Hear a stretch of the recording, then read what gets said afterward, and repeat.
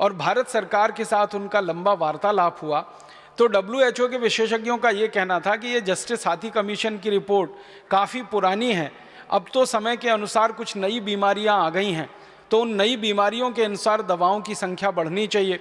तो भारत सरकार ने WHO के विशेषज्ञों को कहा कि आप अच्छा बना दीजिए, एक दूसरी सूची बना दीजिए जो भारत की आज की ज़रूरत के अनुसार से बहुत आवश्यक दवाओं की सूची हो, जो जीवन आवश्यक दवाओं की सूची हो। तो वर्ल्ड हेल्थ ऑर्गेनाइजेशन के विशेषज्ञों ने एक दूसरी सूची तैयार की। इस दूसरी सूची में उन्होंने जस्टिस हाथी कमीशन वाली पहली सूची को शामिल किया जिसमें 117 दवाएं हैं, उसके बाद कुछ अतिरिक्त दवाओं को जोड़ दिया। तो अब भारत देश में जीवन आवश्यक दवाओं की सूची बढ़कर 450 हो गई है।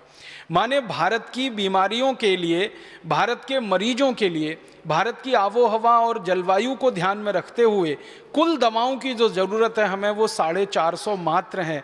माने 450 दवाओं में सर्दी खांसी जुकाम से लेकर अब कैंसर तक की सब बीमारियों का इलाज हो सकता है। और WHO के विशेषज्ञों का ये कहना है कि लगभग 150 बीमारियां भारत में प्रमुखता से पाई जाती हैं, उत्तर दक्षिण पूर्व पश्चिम भारत के सभी इलाकों में। इनमें महामारियों को शामिल नहीं किया गया है, एपिडेमिक्स इसमें नहीं है। तो वो कहते हैं कि पूरे भारत में उत्तर दक्षिण पूर्व पश्चिम लगभग 150 बीमारियां हैं और इनमें कैंसर जैसी भी गंभीर बीमारियां हैं, सर्दी खांसी जुकाम जैसी साधारण हैं। इन सबका कुल मिलाकर इलाज करने के लिए 450 से ज़्यादा दवाओं की बिल्कुल ज़रूरत नहीं है। तो WHO की एक रिपोर्ट है, वो ये कहती है कि 450 दवाएं चाहिए। भारत देश में जस्टिस हाथी कमीशन की रिपोर्ट है, वो कहते हैं 117 दवाएं काफ़ी हैं।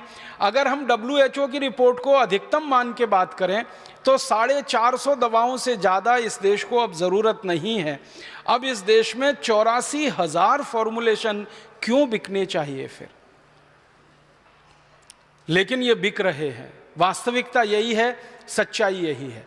जब सरकार के विशेषज्ञों के सामने हमारे जैसे लोग बात करते हैं कि आपकी रिपोर्ट कहती है 450 से ज़्यादा दवाएं नहीं होनी चाहिए, फिर बाजार में 84,000 दवाएं क्यों हैं? तो ज़्यादातर सरकारी अधिकारी और विशेषज्ञ दबे जुबान में एक बात कहते हैं कि देखिए, भारत में कुछ भी हो सकता है।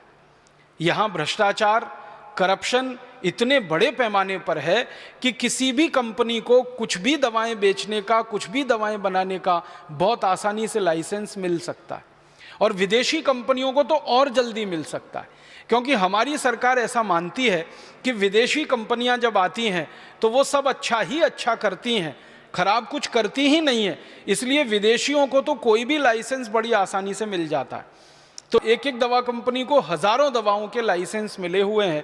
उस चक्कर में 84,000 फॉर्मुलेशन बाज़ार में बिक रहे हैं और हज़ारों करोड़ रुपए हमारे लोगों की जेब से निकालकर ये कंपनियां अपने अपने देशों में ले जा रही हैं। ध्यान इस बात का दें कि मात्र 450 की ज़रूरत है और 84,000 फॉर्मुलेशन बाज़ार में हैं।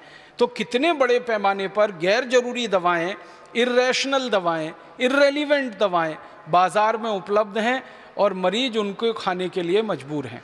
अब ये जो सारा खेल चल रहा है, इस खेल में एक बहुत बड़ी कड़ी हज़ारों लाखों चिकित्सक हैं और वो कड़ी क्या है? ये सारी दवाएं जो बिक पाती हैं बाज़ार में, उसमें चिकित्सकों की बहुत बड़ी मदद लगती है। अगर चिकित्सक के प्रेस्क्रिप्शन में दवाएं नहीं लिखी जाएं तो आसानी से वो बिक नहीं सकती हैं।